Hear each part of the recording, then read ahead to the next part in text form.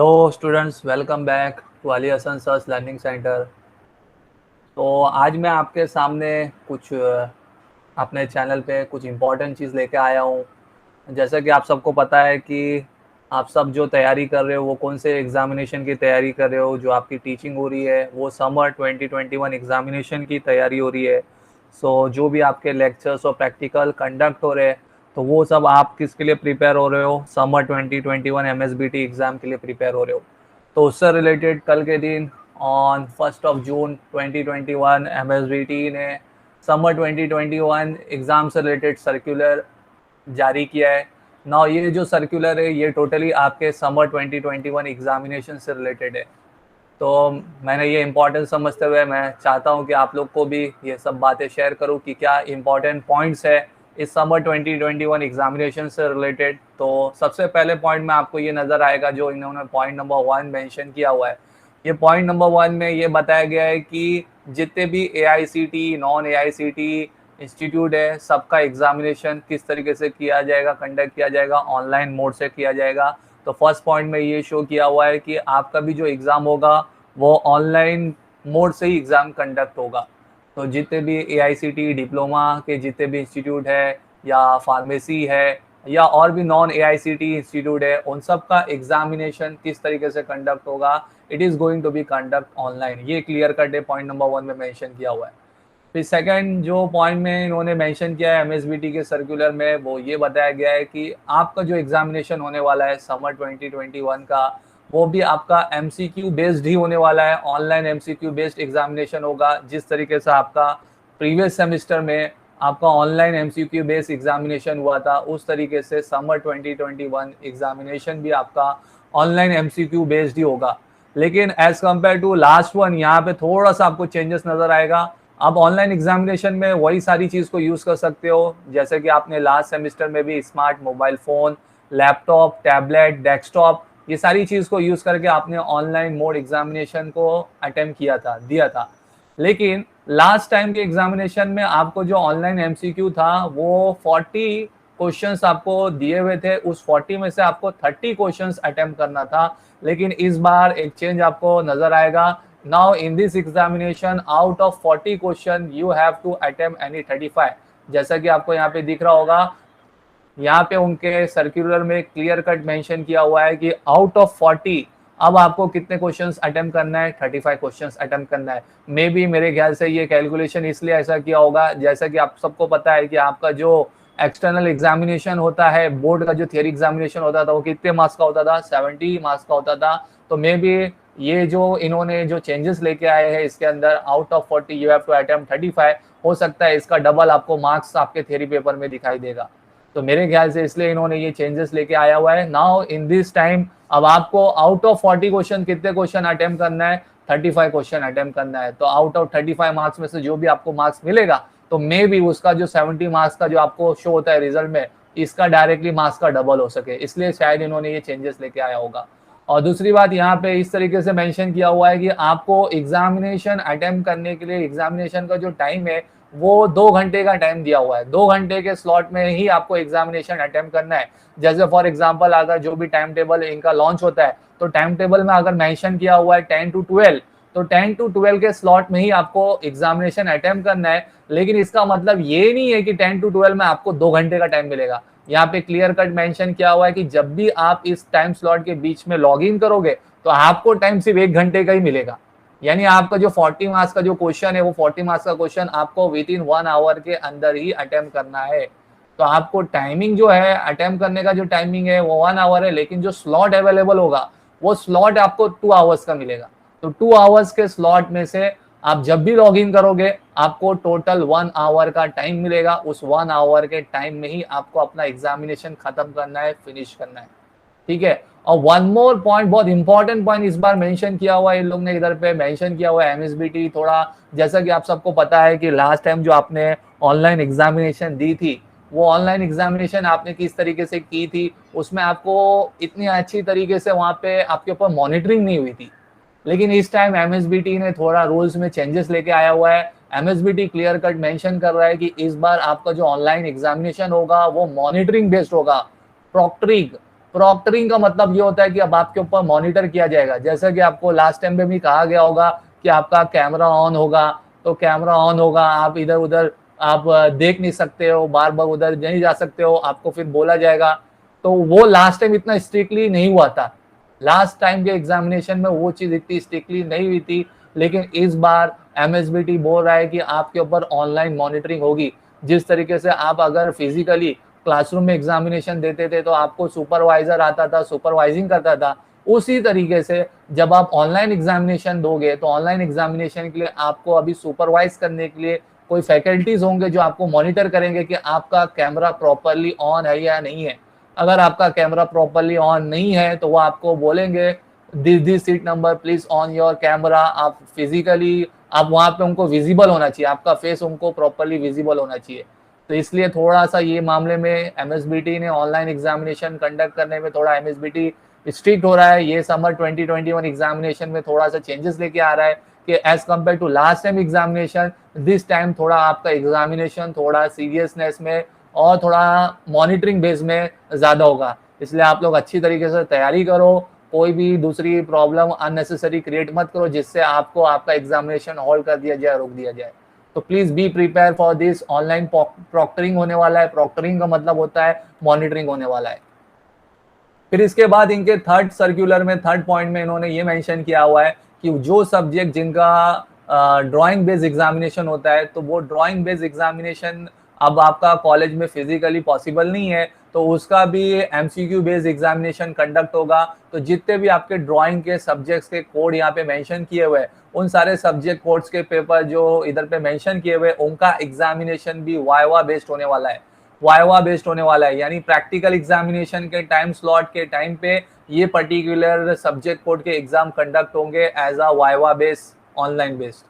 तो जो आपका, जैसा कि आपको अभी रिसेंटली सर्कुलर आया था कि रिवाइज टर्म कौन सा है, तो ऑनलाइन प्रैक्टिकल एग्जामिनेशन कब होगा, तो ऑनलाइन प्रैक्टिकल एग्जामिनेशन जैसा कि आपको बताया गया, स्लॉट जो दिया हुआ है 22 जून से लेके 3 जुलाई के बीच में आपका ऑनलाइन प्रैक्टिकल एग्जामिनेशन कंडक्ट होगा। तो वही स्लॉट में आपके ये सब्जेक्ट कोड के एग्जामिनेशन भी ऑनलाइन वाइवा बेस कंडक्ट किए जाएंगे। तो ये एग्जामिनेशन भी आपका ऑनलाइन वाइवा बेस के टाइम स्लॉट में किया जाएगा। जितने भी ड्राइंग के सब्जेक्ट, जैसे भी जो भी आपके सब्जेक्ट कोड इधर पे मेंशन किए हुए, वो सारे सब्जेक्ट कोड जो ड्राइंग के ड्राइंग कोड के सब्जेक्ट थे, उनका एग्जामिनेशन भी ड्यूरिंग प्रैक्टिकल स्लॉट के टाइम पे एज अ वाइवा बेस आपका एग्जामिनेशन कंडक्ट होगा।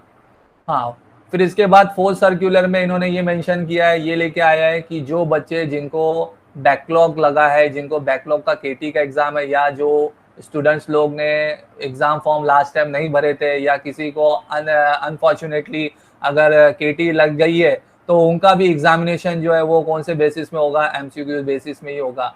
जिस तरीके से एमसीक्यू बेस में सारे एग्जामिनेशन कंडक्ट हो रहे हैं, तो जो बैकलॉग स्टूडेंट है, जो अनफॉर्चुनेटली या किसी वजह से उन्होंने एग्जाम फॉर्म नहीं भर पाए थे, या जिसको अनफॉर्चुनेटली केटी लग गई है, तो उनका एग्जामिनेशन भी ऑनलाइन एमसीक्यू बेस्ड ही होने वाला है। तो ये फोर्थ सर्कुलर में उन्होंने बैकलॉग स्टूडेंट से रिलेटेड मेंशन किया हुआ है।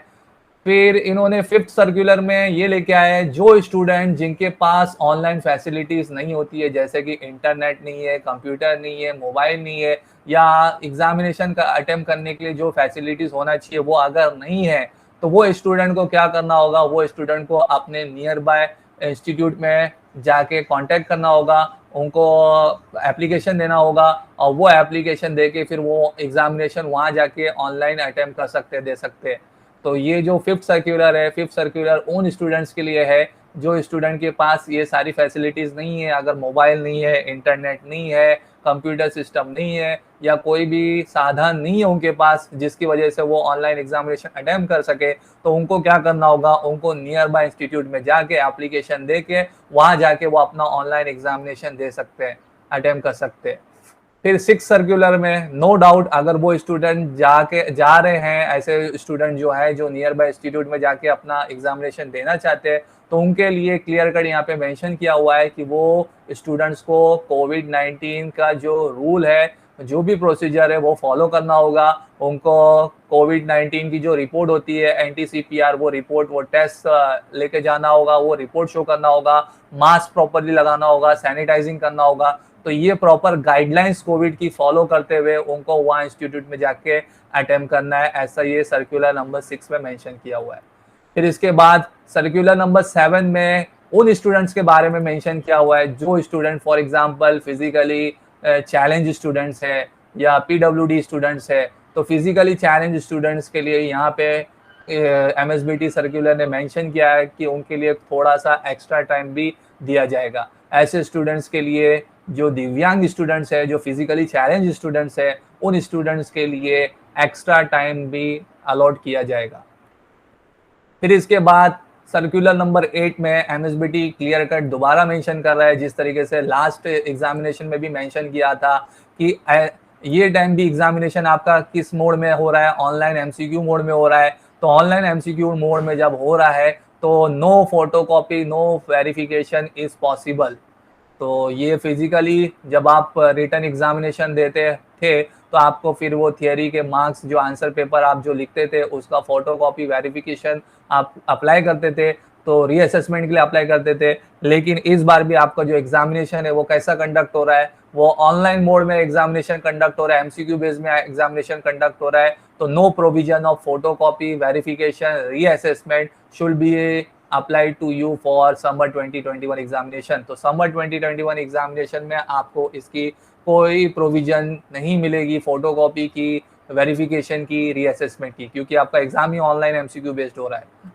ओके, फिर इसके बाद सर्कुलर नंबर 9 में दोबारा वापस से आपको यहाँ पे क्लियर कर रहे हैं कि आपका शेड्यूल क्या है ओरल प्रैक्टिकल एग्जामिनेशन का और थियरी एग्जामिनेशन का। तो यहाँ पे भी मैं आपको क्लियर करा दूं, आपका जो ओरल प्रैक्टिकल एग्जामिनेशन होगा वो 22 जून से लेके 3 जुलाई के बीच में होगा। तो ये टाइम स्लॉट आपको दिया हुआ है। 22 जून से लेके 3 जुलाई के बीच में आपके सारे online practical oral examination conduct होंगे।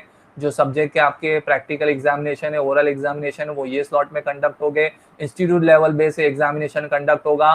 फिर इसके बाद थियरी एग्जामिनेशन जो एमएसबीटी लेवल पे होने वाला है, एमएसबीटी लेवल पे कंडक्ट होने वाला है। बैकलॉग स्टूडेंट्स के भी, रेगुलर स्टूडेंट्स के भी, उनका जो एग्जामिनेशन का जो स्लॉट दिया हुआ है वो 13 जुलाई से लेकर 3 अगस्त के बीच में होगा। तो बिटवीन 13 जुलाई टू 3 अगस्त आपका online MCQ based theory examination conduct होगा। इसमें सारे रेगुलर स्टूडेंट्स के भी एग्जामिनेशन कंडक्ट हो गए और बैकलॉग स्टूडेंट्स के भी एग्जामिनेशन कंडक्ट हो गए।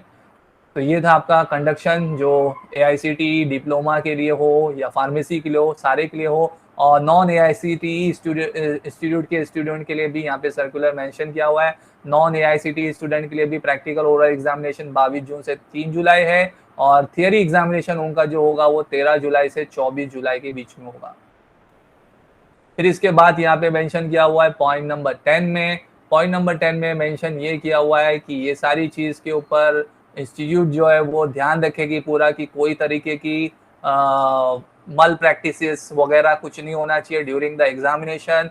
ये सारी चीज़ की जिम्मेदारी सारे स्टूडेंट्स को ध्यान रखना है, इंस्टीट्यूट को ध्यान रखना है, जो भी वर्कर्स है उन सबको ध्यान रखना है कि कोई तरीके की कोई मल प्रैक्टिसेस नहीं होना चाहिए during the course of examination. और यहाँ पे सर्कुलर नंबर 11 में मेंशन किया हुआ है कि जितने भी रिकॉर्ड्स है ऑनलाइन एग्जामिनेशन के, जो ऑनलाइन वाइवा एग्जामिनेशन हो रहे या जो भी आप सबमिशन कर रहे हो टर्म वर्क वगैरह, उसका रिकॉर्ड इंस्टीट्यूट लेवल पे मेंटेन करना है। तो institute will be responsible for maintaining all the records of summer 2021 examination. जितने भी समर 2021 एग्जामिनेशन के ऑनलाइन मोड में एग्जामिनेशन कंडक्ट होंगे उसका रिकॉर्ड प्रॉपर इंस्टीट्यूट लेवल पे मेंटेन करना है। और इन दी एंड लास्ट के सर्कुलर में पॉइंट नंबर 12 में यहाँ पे इन्होंने मेंशन किया हुआ है कि जो भी हेड ऑफ द इंस्टीट्यूट है वो पूरा रिस्पॉन्सिबल होगा पूरी smooth conductioning of this summer 2021 examination के लिए। तो smooth conductioning of summer 2021 examination की whole and sole responsibility MSBT ने इंस्टीट्यूट के हेड को दिया है, यानी इंस्टीट्यूट को दिया हुआ है। तो institute is whole and sole responsible for smooth conductioning of summer 2021 examination. So I hope आपको सारे ये सर्कुलर के पॉइंट्स आपको एमएसबीटी के समर 2021 एग्जाम से रिलेटेड मैंने क्लियर कर पाया हूँगा। फिर भी आपको कोई प्रॉब्लम होगा, कुछ डाउट होगा, कोई चीज़ फिर भी आपको नहीं समझ में आई होगी, so comment me, message me, definitely I will try your query, try to solve your query. Thank you very much for listening and understanding and giving your time.